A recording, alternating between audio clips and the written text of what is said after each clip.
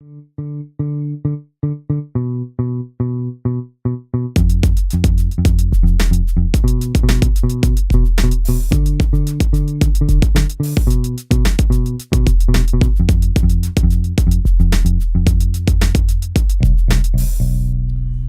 folks, it's Sherrick Francis again, and welcome to another episode of the Irritation channel.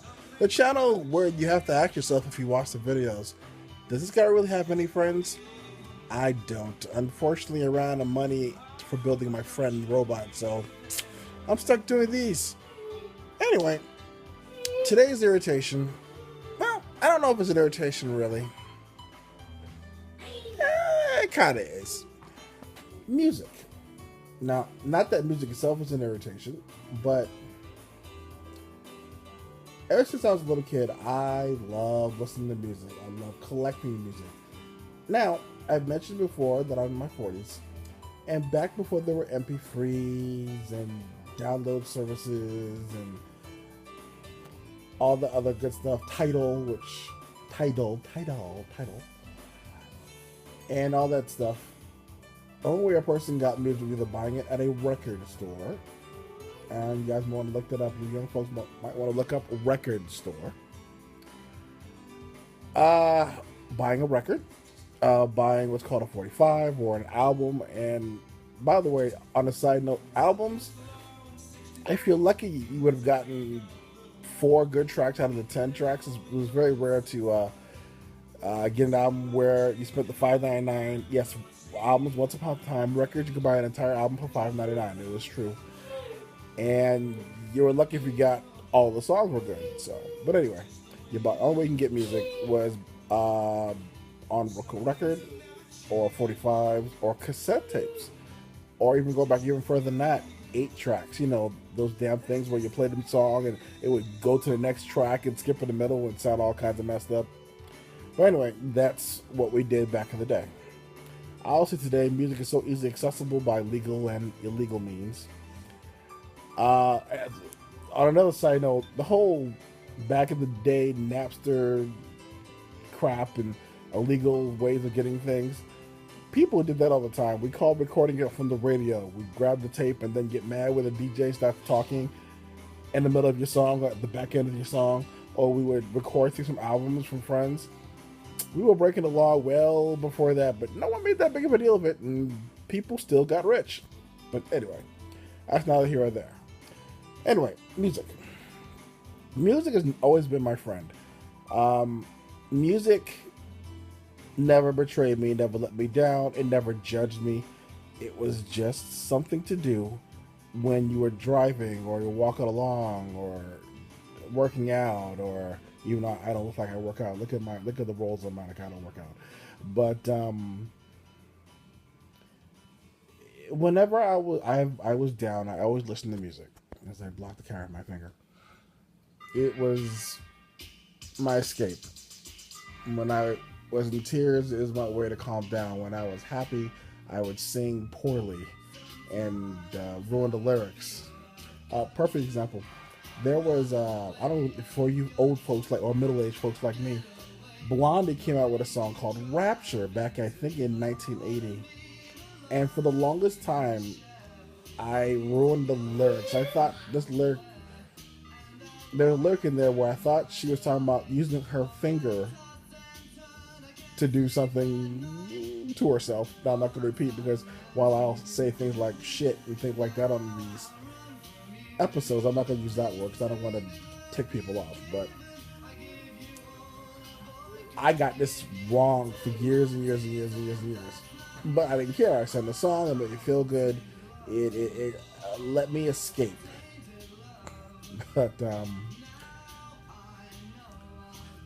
the thing with music that I find interesting is how even in music, and I wrote about this in my most recent book, 90 Things. How it separates us instead of uniting us, you know? Like, you see one kid who will listen to hip-hop, but you listen to hip-hop, you think of hip-hop, first thing you think about is a black kid or urban kid, right? You listen to rock and roll music, and the next thing you think is a white guy, or or country music, you just think totally white. Country just white, white, white. And it's funny because you take someone like Darius Rucker, whose original band was just two farts away from country music anyway. He resurrected his career in country music. I'm like, it's funny because country music, you always had like this black, you have one black person to make the country music folk feel better.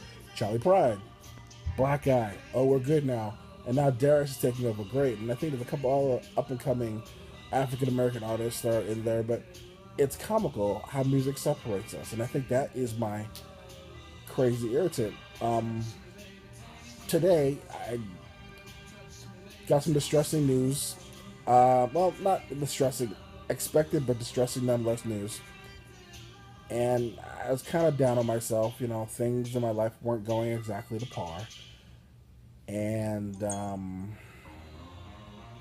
don't know if you guys hear the music in the background, but it's one of my favorite songs. Anyway, got distressing news, and I was just really down on myself. And then I went to go grab something to eat, and I turned on some music. And I usually listen to my music really, really loud in my car, epically loud. And for the few minutes that those songs played, I felt great. I mean, a rap song came on, and I bopped my head to that. And then I think Kiss played, and I enjoyed that. And I can't remember the other song on top of my head, but Lionel Richie came on, and I played that, and it felt good, It helped me escape. And these were certain genres that you wouldn't think a person who was born and raised in the Bronx would listen to. I never looked at music well, that's not true. I just lied my ass off to people. That's not true. These videos have become famous, and a guy named Jim actually watches this. He'll say, "Sir, you are lying." I used to think music indeed were set for certain people. And as what I've learned, especially being in interracial marriage that I have been in now, I am in it now. Music, as long as it's good, it has a message, it makes you feel good. Who gives a rat's about who it's for? So I guess the irritation is just we always find ways to separate ourselves. Music is a big one. I have played thrash metal and pull up at a stoplight, and people will look at me like, "Are you a sellout? You're not supposed to listen to that. You're not supposed to listen to this." And it's like, why shouldn't I? Wasn't it designed to be heard? Wasn't it designed to be enjoyed and to be sung poorly? A good song is a gift. And I thank those people who share those gifts.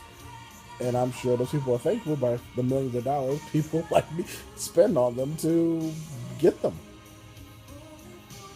So, music should be universal. Music should be, whether or not you're a white kid who lives in the most richest neighborhood in America, or a black kid who happens to like Toby Keith, or Garth Brooks, or Luke Bryan, it doesn't matter. Who cares? When I was in college, I remembered a beautiful young woman of color who listened to The Cure. Had a big crush on her. I had no chance in hell. This is before I became a fat pig, and I still had no chance because I was a big time loser in college and high school, and all the time. But anyway, and I thought it was weird that she listened to The Cure. It tells you how my mind is narrow, just like anybody else's in other cultures are narrow because you don't bother to try to check things out. And I guess that's the irritant. It's sad that a gift from God, or whatever deity you choose to believe in, can be used to keep us all apart instead of being enjoyed and bringing us together. Anyway, I'm out of here. As usual, if you guys have irritation, please post to the page, let me know. Also, if you guys want to make your own little irritation video and want to share with the world, of course, as long as it's not, propaganda like, shoot the black people for fun or anything like that. I would love to see it and hear it and post it. I would like to make a compilation video one of these days. I think by communicating, we might be able to figure this crap out and stop being so shitty to each other. Anyway, just like the song says, I'm taking my breath away. I'm out of here. And until the next time, see you guys.